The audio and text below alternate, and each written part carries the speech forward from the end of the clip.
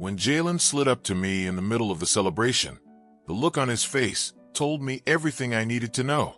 The warm gold lights of the reception hall seemed to dance across his sweating forehead as his small hands trembled against my sleeve. "Grandpa, you have to leave. Now," he whispered with an urgency I had never heard in his 12-year-old voice. The band kept playing. Laughter filled the air, but something in his eyes froze me in place. "Leave? Jalen, this is your mother's wedding. I can't. Just come. I'll explain in the car." He tugged discreetly at my jacket. His gaze cut toward the head table where Layla, radiant in her gown, chatted brightly with Darius and a few relatives. But there was something else in that look, something that chilled my blood. For a moment I hesitated. This was my daughter's wedding, the biggest day of her life. I'd waited so long to see her happy again, to see our family gathered after years of strain.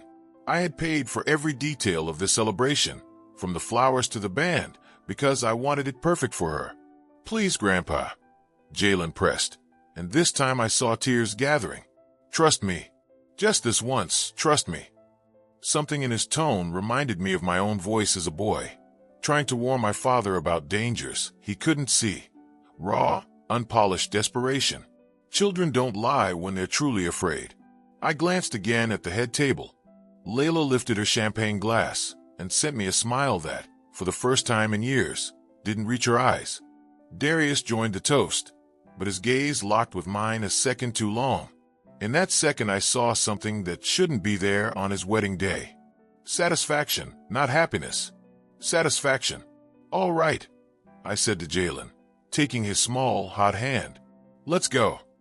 We headed for the side exit, skirting the crowded center where guests were clustered. Every step felt like lead. Behind us the music swelled, voices rose in celebration, but I had the strange sensation of walking toward my own salvation. In the parking lot, under the amber wash of the lamps, Jalen finally released my hand and turned to me. His cheeks were wet, but his voice had never sounded clearer. "Grandpa, I heard Mom and Uncle Renee talking 3 days ago. They're planning something bad for you. Really bad." My legs turned to jelly. I leaned against my car, the night air hitting my face like a slap. "What kind of bad, Jalen?" "They're going to say you have dementia. They're bringing a fake doctor to the party so everyone can see. They'll record you acting confused and use that to have you committed." His voice cracked. "Darius said that way they could manage your money until you're gone." The world stopped. The sounds of the celebration drained to a faraway murmur. In my chest, a hollow opened so deep I thought it might swallow me. My own daughter, my Layla, the girl who used to ride on my shoulders, who I taught to balance on a bike, for whom I worked 60-hour weeks so she could have the best schooling. "Are you sure of what you heard?" I managed. Jalen nodded, wiping his eyes on his tucked sleeve. "I also heard Aunt Renee's in on it, and they've already got the papers ready. They just needed you to do something weird in public so everyone could witness it." I closed my eyes and breathed deep. The scent of the venue's garden drifted out to us, blending with wet asphalt. Flowers I had chosen. A celebration I had paid for. A trap with my name on it. "Jalen, why are you telling me this? Why help me?" He stepped in and hugged me with the strength of someone losing his favorite person in the world. "Because you're the only one who ever makes me feel like I matter. Because when Mom and Dad fight, you're the one who holds me. Why? Because I love you, Grandpa, and I don't want them to hurt you." In that moment I knew two things with absolute certainty. First, my family had planned to destroy me in the cruelest way possible. Second, I wasn't going to let that happen, but they had no idea I'd already prepared for something like this. They didn't know that a 70-year-old black man who'd built an empire from nothing doesn't get that far by being naive. And they definitely didn't know their plan had just become the perfect chance to teach them what betrayal really means when you aim it at Elijah B. The war had just begun. As I drove through empty, pre-dawn streets, Jalen sleeping in the passenger seat, my mind drifted backward. I needed to understand how I'd come to this point. How the girl who once called me her hero now planned to bury me alive. Everything began to shift 5 years ago, when my wife, Mary Ellen, died. She'd been the heart of our family for 43 years of marriage. She kept us together, hosted Sunday dinners, remembered birthdays, and with quiet wisdom kept the peace. When cancer took her in 6 brutal months, I didn't just lose my partner. I lost the glue that held us together. I remember that first Sunday after the funeral like it's burned into me. I set the table for 8, just like always. I cooked the lamb Mary Ellen loved to make. I laid out her best linens. I lit the candles she insisted on. I waited from 2 in the afternoon. Layla arrived at 4:30 with Darius and Jalen. Renee didn't show at all. "Dad, we can't keep doing this every Sunday," Layla said, poking distractedly at her food. "We all have our lives, our commitments. Mom isn't here to organize us." Those words cut like knives, not because they were cruel, but because they were true, and because there was a new texture in her tone, impatience, as if those dinners that had been sacred for decades had become a burden. The Sundays that followed got worse. Layla came later each time. Renee invented excuses. Darius stayed glued to his phone through every meal. Jalen was the only one who seemed truly happy to be there, playing with me in the yard after we ate, helping me water the plants Mary Ellen had tended with so much love. On one of those lonely Sundays, I made the decision that was now saving my life. I hired a family asset attorney named Andre Collins to audit my legal documents and shield my estate. "Mr. Brooks," Andre said in our first meeting, "I've seen a lot of cases like yours. Widowed men with sizable assets and families that change after the matriarch is gone. My advice is to take preventive measures." I didn't want to hear it. Back then I thought it was paranoia, that my family would never hurt me. But something in my gut said, listen to this young man with wise eyes who knows the darker sides of family. Those words cut deep, echoing in the quiet room like a closing door that Sunday night. When Andre left my office that first day, the house felt cavernous, like a museum where someone had forgotten to take down the exhibit labels after the guests went home. I told myself safeguards were a precaution, nothing more. But some part of me, the part that knew how deals curdle and loyalty thins when money's in the air, filed his words away like a fire extinguisher behind glass. The first real alarm came 8 months after Mary Ellen's funeral. I was in my study, sorting through quarterly reports, when I heard voices float in from the living room. Layla and Renee had let themselves in without calling ahead, something they'd never done in their whole adult lives. I moved toward the doorway and stopped. The door left just slightly ajar. "He's starting to slip," Renee said in a tone I didn't recognize. "You saw how he mixed up dates last week. Yesterday he called me 3 times to ask the same question." "He's not slipping," Layla answered. "He's grieving, but the result's the same. He can't keep handling that much money alone. It's dangerous for everyone." I stood there, breath shallow, feeling my pulse in my fingertips. They had come to assess me like an asset, not a father. "Darius says we could get temporary power of attorney," Renee continued, "just until he stabilizes emotionally. It would be best for him, too." "And if he refuses?" Layla asked, after a long pause that lodged in my chest like a stone. "Then we'll have to consider other measures," she said at last, "for his own good."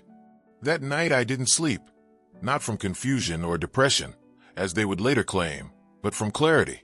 I knew exactly what I'd heard, a plan to corral me, to convert my independence into their safety net.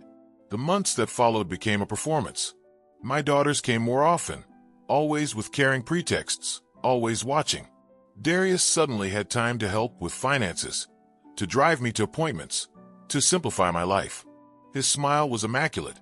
His eyes never stopped calculating. Jalen became my unknowing ally.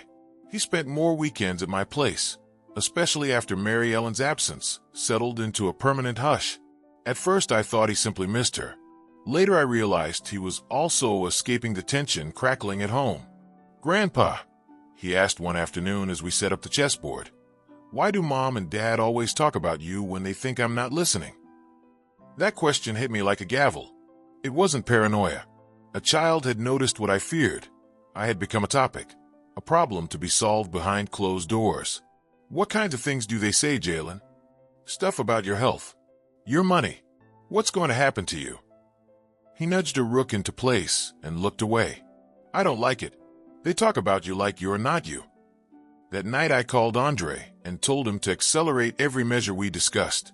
Bulletproof will, revocable powers that required only my signature, protected accounts, video statements confirming my mental capacity. Everything a man needs when the greatest risk is seated at his own table. It wasn't the betrayal itself that cut deepest. It was how quickly they had transferred me from father to liability in their minds. Meanwhile, I kept up the act. The generous father, the doting grandfather. I paid for dinners, birthdays, vacations. I absorbed the condescension reserved for elders deemed vulnerable.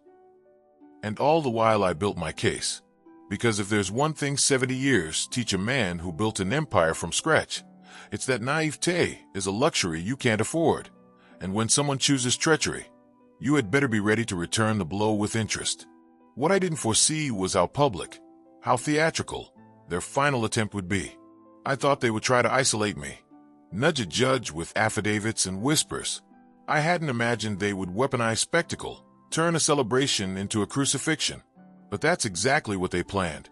Not a gentle nudge toward care, but a staged collapse, a neat narrative of decline. The wedding wasn't just a party. It was to be my execution in front of friends, family, and witnesses. After Jalen and I slipped out of that reception, after the road unspooled under my headlights and his breathing softened beside me, I tried to stitch together the moments that had led me here. For years, Mary Ellen had held the currents of this family steady. Once she was gone, cluttered motives drifted loose. Respect hardened into entitlement. My daughters seemed to forget that I had taught them to ride bikes, to sign checks, to keep promises. Or maybe they remembered and decided those, too, were levers to pull. We pulled into my driveway in the dead chill before dawn. I carried Jalen to the guest room, his weekend room, and tucked him under the quilts. He murmured in a dream, "I love you, Grandpa." And those 4 words were the only thing that kept me from shattering right there on the hall runner. In my study, under the glow of the desk lamp Mary Ellen gave me for our 20th anniversary, the papers I'd been assembling for months waited like a polite army. Still, my mind roamed back to the single moment when the depth of this betrayal had snapped into focus. Not the wedding, not the Sundays. A Wednesday afternoon, 6 weeks ago, I dropped by Layla's place unannounced, tickets in my pocket for the basketball game Jalen and I had been plotting to attend. The front door was locked, but the side gate into the little garden stood open the way they often left it on good weather days.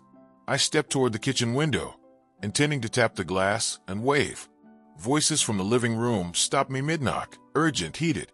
I froze, the way you do when instinct beats manners. Dr. Rivera already confirmed he'll be there. A man's voice said, "Darius. He's rock solid. He's done this before for other families." "And he's sure he can simulate a convincing episode?" Layla asked. Her voice was cold, controlled. Nothing like the girl who once tucked daisies into my shirt pocket after church. "He's not going to simulate anything."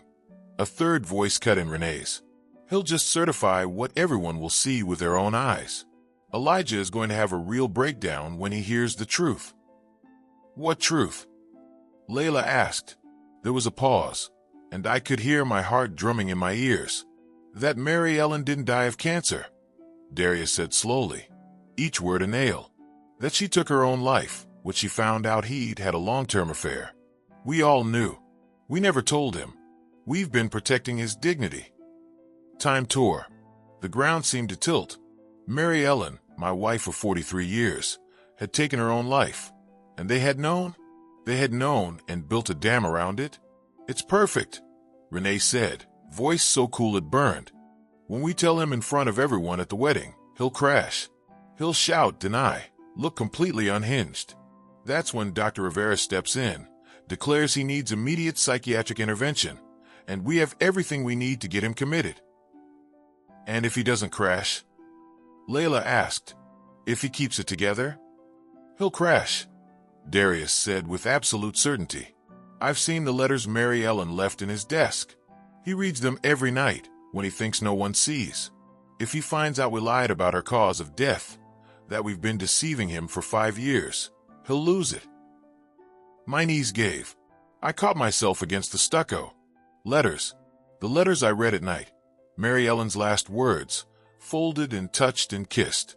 How could they be false? Where did you get those letters? Layla asked. Renee wrote them, Darius said. She studied Mom's handwriting for months. They're perfect. She even imitates the way Mary Ellen folded her paper. The perfume. I swallowed a sound that might have been a sob. Renee had forged my wife's voice. She had impersonated the last hand that held me together. But what if he checks?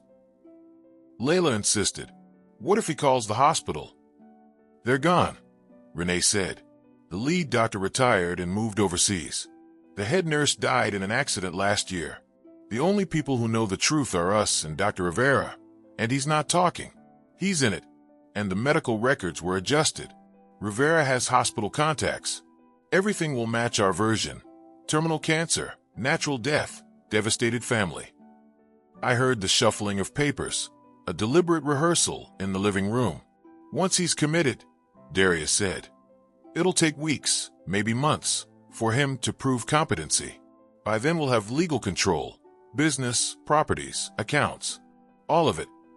And after? Renee asked. A longer pause this time, charged and heavy. Depends on how quickly he gives up. Layla answered finally. I staggered back from that window and found my car without seeing. I sat behind the wheel for hours, hands numb on the leather, trying to swallow what I had heard. Not only did they intend to strip my wealth and freedom, they had engineered a lie to desecrate Mary Ellen's memory and break my mind. But worst of all was realizing the letters I had wept over, words that had steadied me through the blackest nights, were forgeries penned by my own daughter. I didn't go home. I drove to the cemetery. I sat with Mary Ellen until dawn, talking to her stone, asking forgiveness for failing to guard even her memory. The next day I told Andre everything. Shock rippled across his face, quickly replaced by professional steel. Mr. Brooks, this is beyond a family dispute, he said. This is criminal conspiracy, document forgery, and likely attempted abduction. We need ironclad evidence to destroy their plan before they try to execute it. That was the morning our real defense began. We started preparing that very afternoon.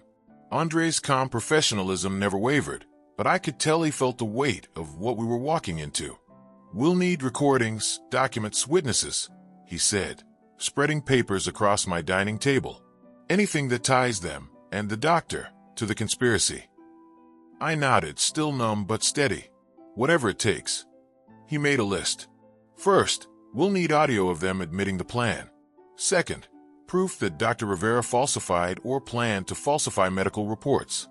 Third, forensic evidence of those forged letters. And fourth, reliable witnesses. With that, we can not only stop them but prosecute. He hesitated, then added, I've also been investigating quietly. Layla and Darius have heavy debts. His consulting firm is near collapse. They've been living above their means for years. And Renee, she's in financial trouble since her divorce. That last piece snapped everything into focus. It wasn't love or concern driving them, it was desperation. How long do we have before the wedding? Andre asked. 5 days. He smiled grimly. Plenty of time to build the perfect trap. That night I called the private investigator Andre had mentioned months ago, Ezekiel Monroe, a former detective known for dismantling white-collar fraud schemes. He arrived the next afternoon, solid, quiet, his handshake firm as iron. Mr. Brooks, he said, unpacking sleek black equipment from a case. I've handled cases just like this. What your family's planning happens more often than people think. But if we're smart, we'll use their own plan against them. He installed miniature recorders in my phone, my living room, my study, even my car. He handed me a tiny mic disguised as a shirt button, activated during any important talk. We need them to confess out loud, to mention Rivera, the fake diagnosis, the letters. Get that, and we can burn their scheme to the ground. The next 3 days were a performance worthy of an actor's guild. I let them think I was slipping. I misplaced my keys by accident. I repeated questions. I left sentences unfinished. Layla and Renee visited separately, both suddenly soft-spoken, concerned. They each tried to steer the conversation toward my health. Dad, maybe you should talk to someone. Layla suggested gently during one of her visits. A professional. Someone who understands grief. A therapist. I asked, feigning alarm. She smiled, calm and practiced. Not exactly. A psychiatrist, maybe. A friend of Darius's, Dr. Rivera. He's very good. Discreet. You could meet him at the wedding, just casually. I sipped my coffee slowly to hide my racing pulse. There it was, their doctor. That might not be a bad idea, I said softly. She looked relieved. I smiled faintly. She thought she had me exactly where she wanted. The next day, Darius stopped by to go over final details for the wedding dinner. Ezekiel's button mic rested under my shirt. Mr. Brooks, he began with false warmth. There's something we need to talk about before the ceremony. About Mary Ellen. I turned on the recorder with a subtle touch to my lapel. The truth died with her, Darius, I said carefully. What else could there be? He sighed like a martyr. Mr. Brooks, Mary Ellen didn't die of cancer. She took her life when she discovered something. Something about you. We've protected your dignity for years, but it's time to face it. I leaned forward. What are you saying? She found out about your affair, he said, lowering his voice as if confiding mercy. Dr. Rivera can confirm all the medical details. We even have her real letters, not the ones we've edited to protect your feelings. Bingo. In one conversation, he had confessed to the entire plot. Rivera's involvement, the forged letters, the fabricated story of suicide. Everything, clean as a signed confession. That night, Ezekiel and Andre reviewed the footage, their faces lit by the flicker of the playback. This is gold, Ezekiel said. Explicit conspiracy, falsified documents, intent to defraud. With this, not only can we stop them, we can prosecute them all. I looked from him to Andre. What do we do now? Andre allowed himself a rare grin. Now, Mr. Brooks, we give them exactly what they expect. You'll go to that wedding and play the trusting old man. When they spring their trap, we'll spring ours. And if something goes wrong? Ezekiel chuckled darkly. Nothing will go wrong. They don't know that you know. They'll underestimate you until the end, and that's their doom. But even the best plans rely on timing, and none of us predicted that Jalen would overhear one final conversation between his parents and act on instinct. His terrified warning at the wedding hadn't just saved me. It had given me something much rarer, the chance to strike first, while they still thought they'd already won. The morning after the wedding, I woke with a clarity I hadn't felt in years. Jalen was still asleep in the guest room, worn out from the chaos of the night. I brewed coffee, letting its warmth anchor me. My phone began to vibrate. Layla, Darius, Renee, unknown numbers. I didn't answer any of them. Instead, I dialed Andre. Morning, Mr. Brooks, he said. How are you feeling? Like a man who just dodged a bullet. Are you ready to counterattack? More than ready, he said. Ezekiel and I worked through the night. They'll try something today. An emergency petition, maybe. Rivera will claim you had a psychotic episode at the wedding. We have to move before they do. How fast? Immediately, Andre said. If I'm right, Rivera is preparing the paperwork right now. He was right. At 10 a.m., I saw a car pull up outside my home. 2 men in suits stepped out. One of them clearly a doctor by his bag. Dr. Rivera himself. My pulse steadied into something cold. Andre, I whispered into the phone. They're here. Perfect, he said. Don't open the door. Record everything. Let them talk. Let them knock. We'll launch phase 1. For 20 minutes, I listened to them bang on the door, calling my name, demanding entry. Rivera's voice was clipped and confident. We're here under family authorization to conduct an emergency psychiatric evaluation. I filmed every word through the peephole while Jalen hid upstairs, understanding instinctively that something critical was happening. When the men finally left, I called Andre. It's done. Phase 1 complete, he said, his voice calm but electric. Ezekiel's already delivered our recordings to the district attorney's office. We have a meeting this afternoon with the Financial Crimes Division, and that's just the start. What's next? Now, Andre said, comes the fun part.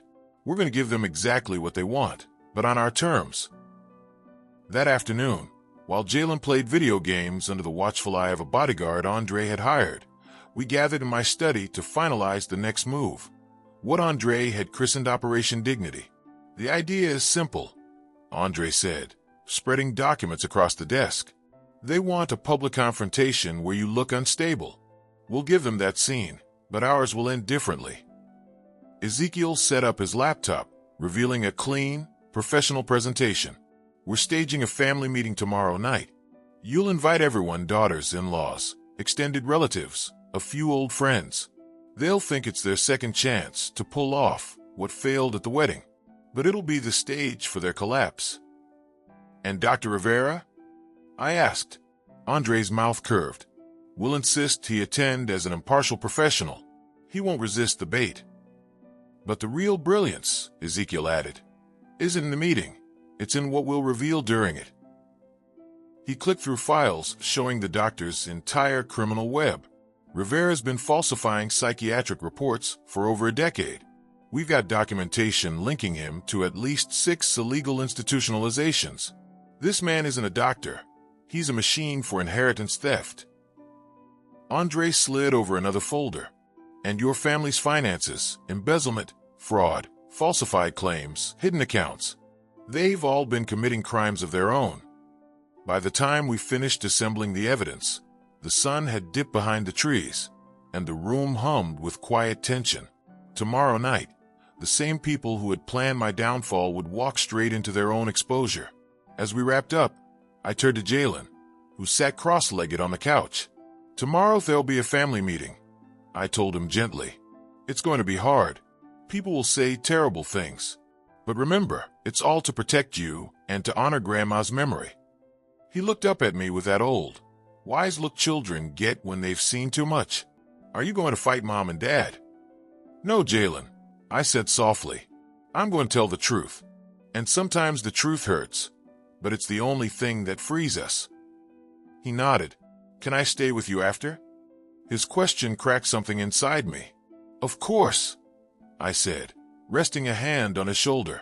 No matter what happens tomorrow, you'll always have a place here. That night, as I reviewed the files one last time, the house silent except for the steady hum of the night air, I realized something I hadn't felt in months. I wasn't afraid anymore.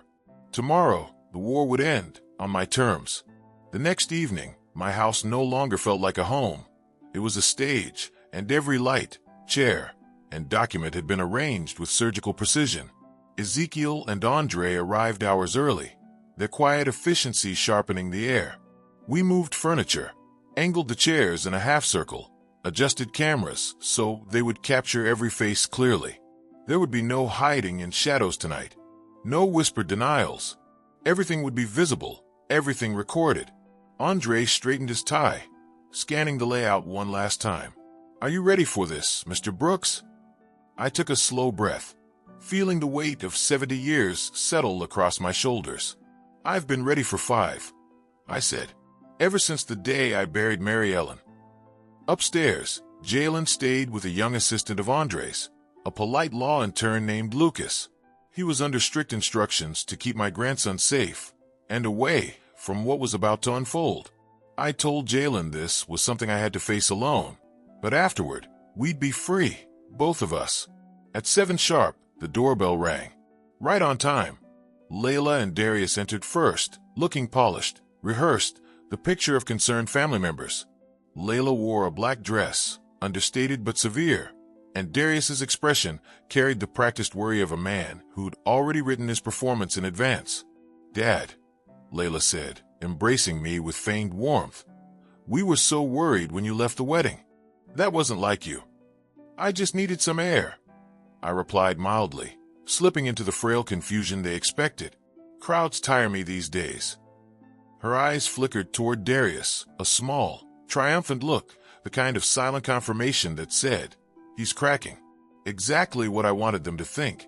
Renee arrived 15 minutes late, bringing 2 distant cousins she introduced as moral support. Behind her came Dr. Rivera, dressed sharply in a navy suit, his medical bag in hand. His face was calm, but his eyes darted, assessing the room the way a man does when he senses a trap but can't locate its trigger. Mr. Brooks, he said, extending a hand. An honor to finally meet you. Your daughters have spoken highly of you. The honor's mine, Doctor, I said, clasping his hand and holding his gaze a moment longer than was polite. I have a feeling tonight will be enlightening for both of us. He blinked, just once, but it was enough. The first crack. By the time all the guests had arrived, the living room was full, family, a few old friends, and several strangers they didn't expect. 3 elderly couples, elegantly dressed, faces stern but composed. Layla's brow furrowed. Dad, who are these people? Friends, I said simply. They've lived through experiences not unlike mine. I thought they might offer perspective. Dr. Rivera's complexion paled slightly. Recognition flickered across his face. He knew at least 2 of those couples, the Herreras and the Garcias, from cases he'd buried years ago. Then came Andre, standing near the projector, laptop ready. Good evening, everyone. My name is Andre Collins. I've been Mr. Brooks's legal advisor for several years. This meeting has been arranged to address serious concerns about Mr. Brooks's well-being and to clarify certain misunderstandings. Layla straightened in her chair, the self-appointed spokesperson. Andre, this is a family matter. My father's been showing worrying signs of confusion, and we're here to find the best care for him. Yes, Darius added smoothly. That's why we've brought Dr. Rivera, who's kindly agreed to make a professional evaluation. Rivera nodded solemnly, slipping on the mantle of authority. I've reviewed the information the family provided. Based on the reports of confusion, memory lapses, erratic decisions, there's cause for concern. I recommend immediate clinical observation. Their plan was unfolding exactly as rehearsed. The lies flowed with perfect ease. They thought they were winning. Doctor, I said softly, when exactly did you review my medical background? This is our first time meeting, isn't it? Rivera hesitated. Your family provided extensive notes. Ah, I interrupted, voice even. So you're comfortable diagnosing a man you've never met, based solely on second-hand information? In emergencies, he replied stiffly, we sometimes must act quickly to protect the patient. Andre and I exchanged a glance. Perfect. Doctor, I continued, would you be willing to put your evaluation in writing tonight? A formal statement of my mental condition. Of course, he said, regaining his composure. It's standard procedure. Excellent, I said, standing, because I have documents too, ones I'd like everyone here to see. The room went silent. Andre stepped forward, opening his laptop and connecting it to the projector. The screen lit up with a time-stamped recording. From the speakers came Darius's unmistakable voice. Dr. Rivera already confirmed he'll be there. He's done this before for other families. The reaction was immediate. Darius froze mid-breath. Layla's jaw went slack. Rivera's hand twitched toward his briefcase, like he could hide inside it. The air thickened. Please, doctor, I said calmly. Don't leave now. The show's just begun. Andre clicked again. Now came Renee's voice. When we tell him the truth about Mary Ellen, he'll lose it. That's when Dr. Rivera steps in and declares he needs psychiatric care. One of the cousins gasped audibly. The Herreras and Garcias exchanged glances. They knew that rhythm of deceit too well. Renee shot to her feet, face draining of color. That's out of context, Dad. You don't understand. In what context? I asked quietly. Is it acceptable to forge a mother's final letters and lie about her death? Tell me, Renee. Enlighten me. Her lips trembled. No words came. Layla tried to intervene. Dad, you've been manipulated. These recordings could be edited. Silence. The word came out sharper than I intended. For 70 years, I've listened to everyone else. Tonight, you will listen to me. Andre switched slides. On screen appeared high-resolution photos of Mary Ellen's letters beside samples of her authentic handwriting. Even to an untrained eye, the differences were clear. The loops, the slant, the spacing. The perfume that once comforted me had been replaced by imitation. These, I said, lifting copies from the table, are the letters I read every night for 5 years. The ones I kissed, believing they were her last words. They were forged. Written by my own daughter. Tears streamed silently down Renee's face. I didn't mean, Dad, I just wanted. How many nights did you want me to hurt? My voice cracked, old grief resurfacing as rage. How many nights did you watch me find peace in a lie and think, good, it's working? The room was still. Even the air seemed to recoil. I turned to Rivera, who sat rigid, eyes darting to the door. Doctor, would you like to explain your part in this? He stammered.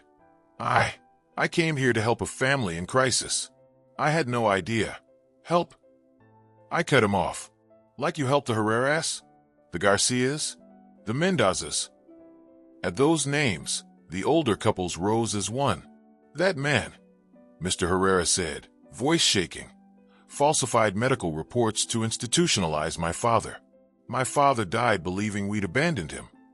Mrs. Garcia's voice followed, trembling but firm. He declared my mother incompetent after a 5-minute evaluation. We lost everything.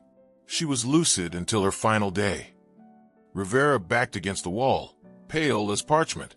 The living room had become a courtroom, and he the accused. How much were you paid for each false diagnosis, doctor? I asked. How much does an old man's dignity fetch these days? Darius found his voice at last. This is ridiculous. Dad, you're sick. You're imagining things. Doctor, isn't this paranoia proof enough of dementia? That was his fatal mistake. Rivera seized on it like a drowning man. Yes, exactly. This kind of elaborate conspiracy thinking, the paranoia, the aggression, it's symptomatic of cognitive decline. Andre nodded to me. My cue. Ezekiel, I said evenly. Show them the medical report. The projector flashed again, displaying an official document bearing the seal of the Metropolitan Hospital. Patient, Elijah Brooks. Full neuropsychological evaluation. Result, cognitive functions entirely normal for age. No evidence of dementia, psychosis, or impaired judgment. Rivera's mouth opened, then closed. This must be fabricated. Fabricated. I echoed, stepping closer. Like the reports you've sold for a decade? Like the signatures you forged? This assessment was conducted by 3 independent specialists, doctor. Unless you're suggesting they're all part of my delusion? He faltered, sweating, trapped. But I wasn't finished. Not by a long shot. I looked at Ezekiel. Now show them the financial records. On screen appeared bank statements, transaction histories, hidden accounts. The numbers told a story of greed.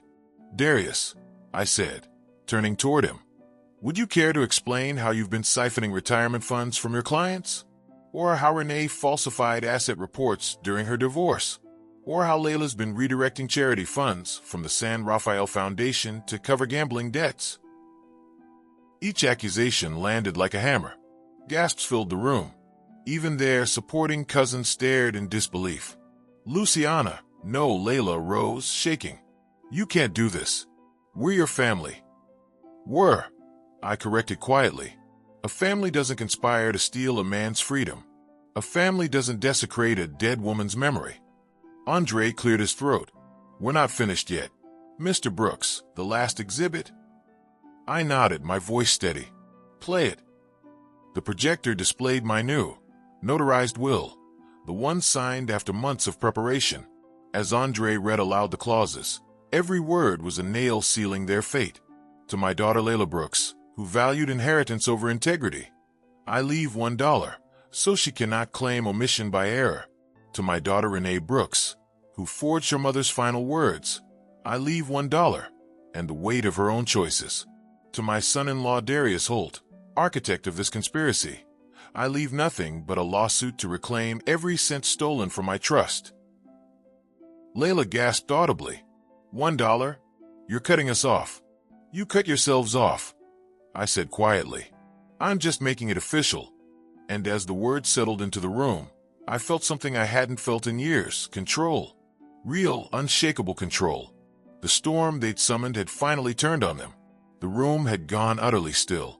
You could hear nothing but shallow breaths and the faint hum of the projector. Layla stood trembling, her face drained of color, her lips quivering like she was trying to summon words that refused to come. Renee collapsed into her chair, crying silently into her hands.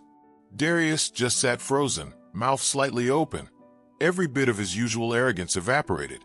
Dr. Rivera clutched his briefcase like a life raft, eyes darting between me and the door. Andre's voice cut through the silence, calm and crisp. "This last document," he said, tapping the laptop, "has been filed with the city registrar and certified by 3 independent witnesses. It is fully binding and legally irrevocable. Every recording you've heard tonight, every photograph, every signature has been verified by forensic experts. This meeting is being recorded on 4 hidden cameras and 2 audio systems. So please, choose your next words carefully." The tension was a living thing. Darius's composure cracked first. "You can't do this," he stammered, his voice rising. "You can't just erase us from your life. We're your family." "You were," I said quietly. "Family protects. Family doesn't conspire." Layla lunged forward, voice breaking. "We were desperate. You don't understand, Dad. After Mom died, everything changed. The money, the businesses, you controlled everything. We couldn't live like that anymore." I looked at her, and for a heartbeat, I saw not the calculating woman she had become, but the little girl who used to tug at my pant leg to show me her drawings. "Layla," I said softly, "you could have come to me. You could have told me the truth. But instead, you planned to bury me alive." "It wasn't supposed to go that far," she cried. Darius said. I cut her off with a look. Darius said, "Of course." He shot her a glare that could have cut glass, then turned to me, his voice trembling between anger and fear. "You think this makes you righteous? You think this performance, undoes years of manipulation? You've controlled everyone your whole life, Elijah. You made them dependent on you, and then punished them for it. We just wanted freedom." "You wanted my fortune," I said coldly. "Freedom doesn't require forgery and lies."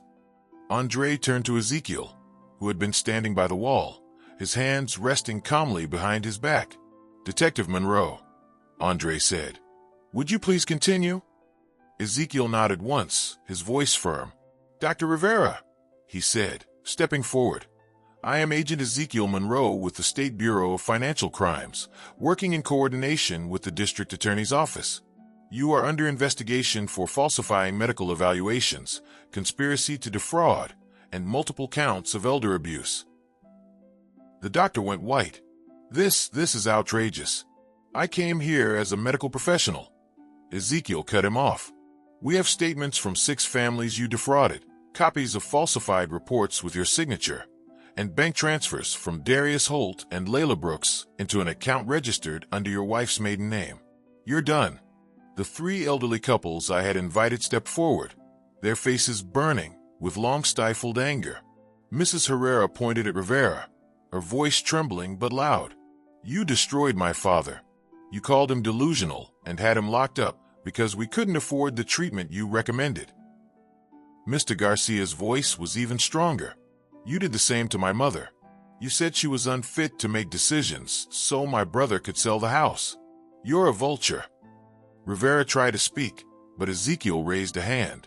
"Please, doctor, don't embarrass yourself. There are 2 agents waiting outside to escort you downtown." That's when Rivera broke. "They forced me," he shouted, pointing at Layla and Darius. "They came to me with money. They said it was harmless, just a way to protect their father's assets from outsiders." "You liar!" Layla screamed, surging from her chair. "You're the one who offered to fake the reports.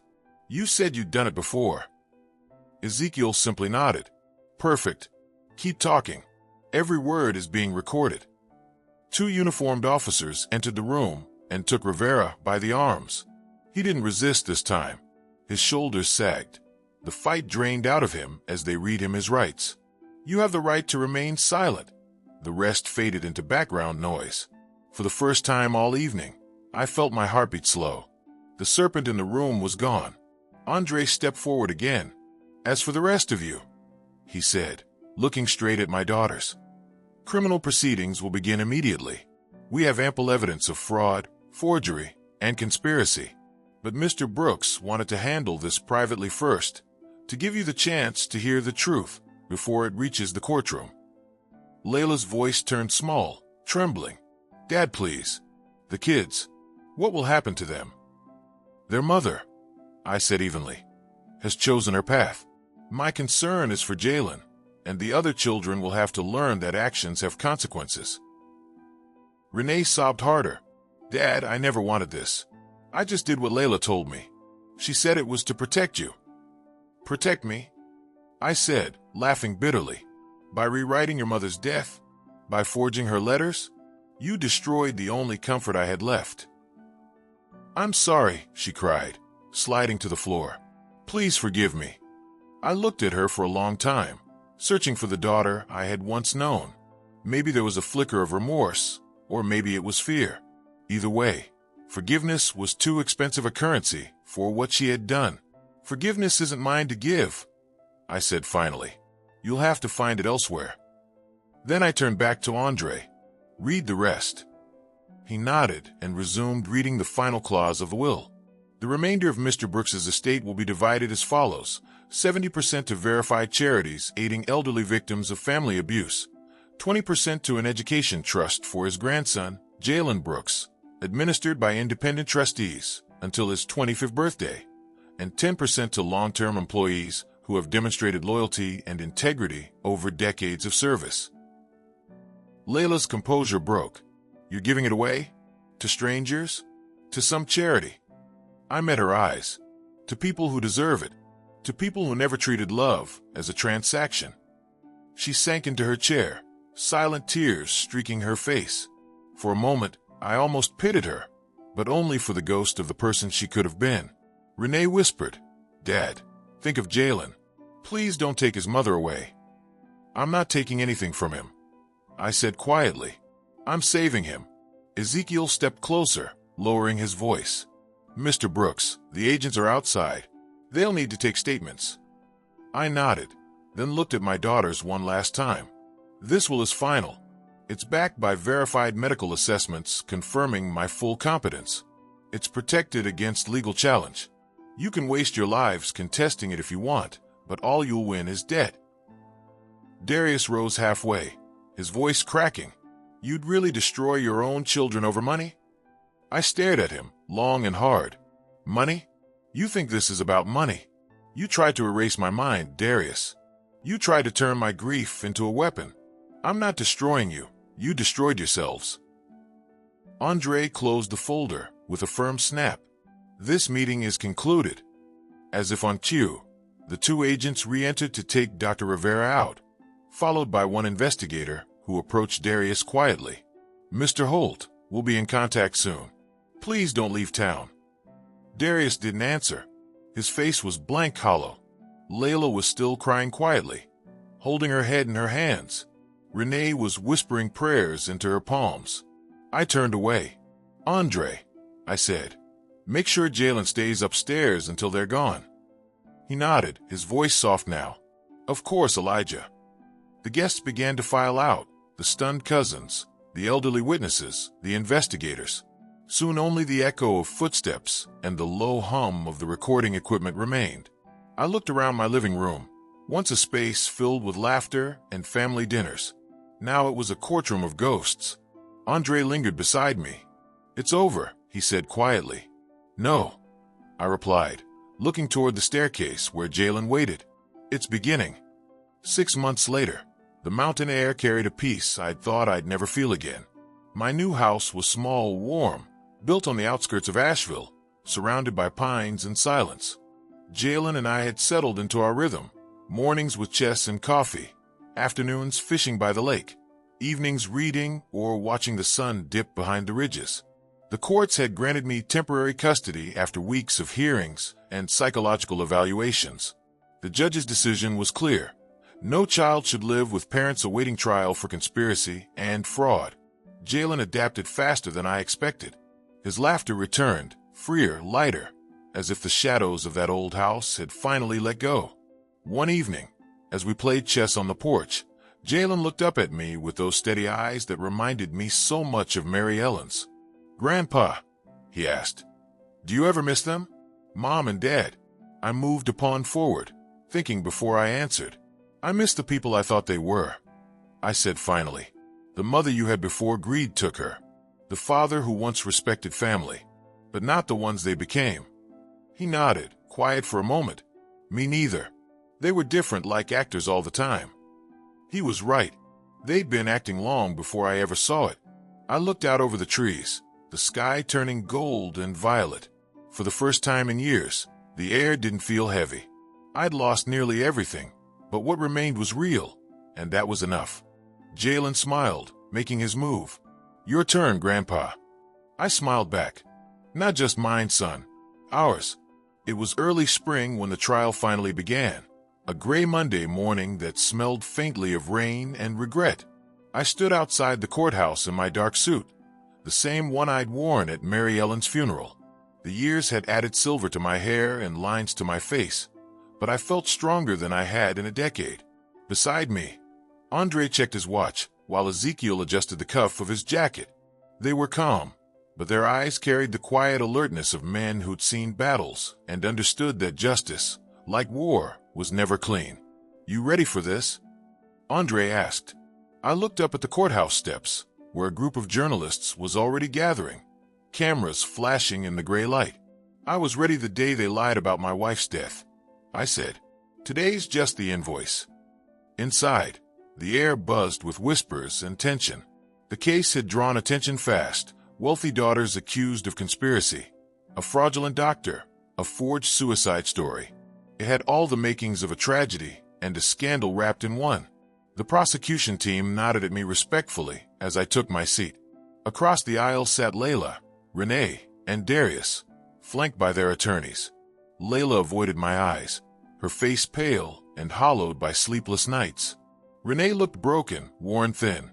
Darius, though, still carried a trace of arrogance, his last weapon, even as everything around him crumbled. When the judge entered, everyone rose. The gavel struck. Court is now in session.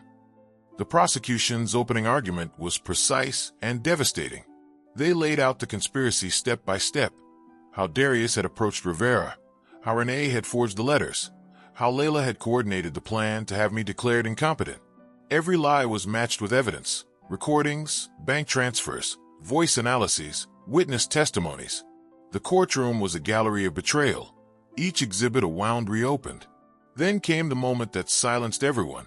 The playback of Darius's own words, his recorded confession from my study. When we tell him the truth about Mary Ellen, he'll crash. That's when Dr. Rivera steps in. The sound of his voice echoed through the room, like a ghost refusing to rest. I watched him flinch. Layla buried her face in her hands. Renee wept openly. By the time the prosecutor finished, there was no defense strong enough to hold the wreckage. Over the following weeks, the trial revealed everything. Rivera pleaded guilty almost immediately, in exchange for leniency and protection. He admitted to falsifying reports for over a decade, naming Darius and Layla as co-conspirators. The details were worse than I'd imagined. Fake evaluations, manipulated records, forged medical signatures. He had turned the suffering of families into a business. Renee broke next. Under questioning, she confessed everything about the forged letters, about how Darius and Layla had pressured her into writing them. Her testimony was quiet, trembling, but true. She turned to me once while speaking, tears streaking her face. "Dad," she whispered, "I don't expect forgiveness. I just wanted you to know I was wrong." I didn't answer. Some truths didn't need words. When it was Layla's turn, she tried to stay composed. Her attorney argued emotional stress, unresolved grief, manipulation by Darius. But the recordings, the bank statements, the timeline, all of it painted a different picture. Each detail exposed her as the architect of the plan. Finally, the judge spoke directly to her. "Ms. Brooks, this court has seen greed, deceit, and cruelty, but rarely with such deliberate precision. You plotted to destroy your own father's mind and steal his freedom. That is not desperation. That is moral collapse." Layla's shoulders sagged. Her voice, when it came, was almost a whisper. "I thought I was protecting what was ours." The judge's gavel struck again. "You forfeited that the moment you betrayed what was his." The verdict came at the end of the fourth week. All three were found guilty. Layla and Darius on charges of conspiracy, fraud, and attempted unlawful confinement. Renee on lesser charges of forgery and aiding in a fraudulent act. Rivera's sentence was sealed under federal cooperation terms, but he wouldn't see the outside of a cell again for many years. The judge turned to me before dismissing the court. "Mr. Brooks," she said softly, "few men could endure what you have with such composure. The law can deliver justice, but not healing. I hope you find peace." "Thank you, Your Honor," I said. "Justice will do for now." When the gavel fell for the last time, the weight I'd carried for years, grief, betrayal, fury, lifted like a stone, finally rolled from the grave. Outside, the sky had cleared. The air was crisp, alive with the scent of wet earth. Reporters called my name. Cameras flashed. Questions flew. But I said nothing. Andre handled the press, giving them careful statements about justice and prevention. Ezekiel, ever the quiet soldier, stood beside me, his gaze scanning the crowd. "They'll write stories about this for weeks," he said. "A family torn apart by greed. They'll paint you as a hero or a tragedy, depending on who's writing." "I'm neither," I said. "I'm just a man who finally told the truth." He nodded. "That's rarer than heroism these days." I turned to look back at the courthouse doors, just as the guards led Layla and Darius out in handcuffs. For a moment, our eyes met. Hers were hollow, empty, the arrogance gone, replaced by something smaller. Remorse, maybe, or simply defeat. She mouthed a single word, "Dad." I gave her nothing in return. Some bridges aren't burned, they're buried. The months that followed were quieter than I expected. Peace, I learned, doesn't come all at once. It drips in slowly, like rain through a cracked roof. I sold the old estate and donated most of what I didn't give to Jalen's trust. I moved deeper into the mountains, where the air was clear and the noise of the world faded to nothing but wind and birdsong. Jalen stayed with me through the summer, filling the cabin with a kind of laughter I hadn't heard in years. He was growing fast, taller, more thoughtful, his mind sharp. Sometimes he would ask about his mother. I never lied, but I softened the edges. "She made mistakes," I told him one evening as we sat by the fire. "Terrible ones. But she's still part of you. What matters is what you do with that part." He nodded, gazing at the flames. "You think people can come back from doing bad things?"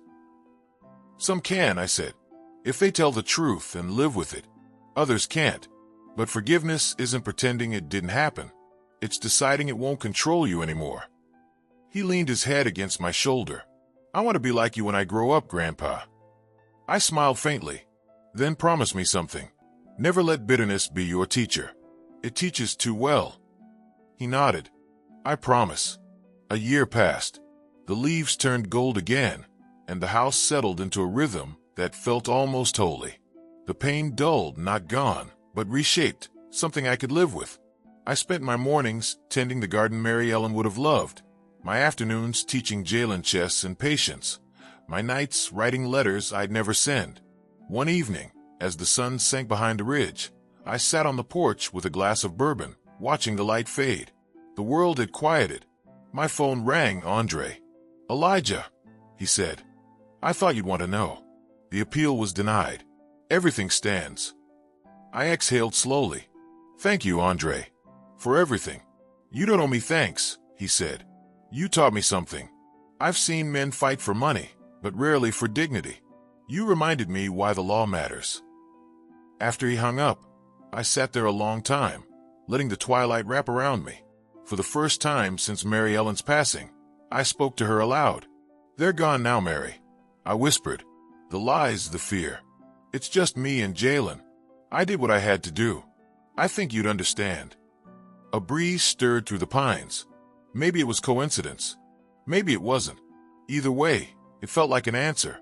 When Jalen came out onto the porch, barefoot, hair messy from sleep, he smiled. "Grandpa, can we go fishing tomorrow?" I nodded. "Of course, son. The lake will be waiting." He grinned and went back inside. I looked out over the darkening woods, the sky spilling stars, and realized something I hadn't before. The story wasn't about revenge. It was about survival, about truth reclaimed from the jaws of deceit. Mary Ellen used to say, The light always finds the cracks. I hadn't believed her back then.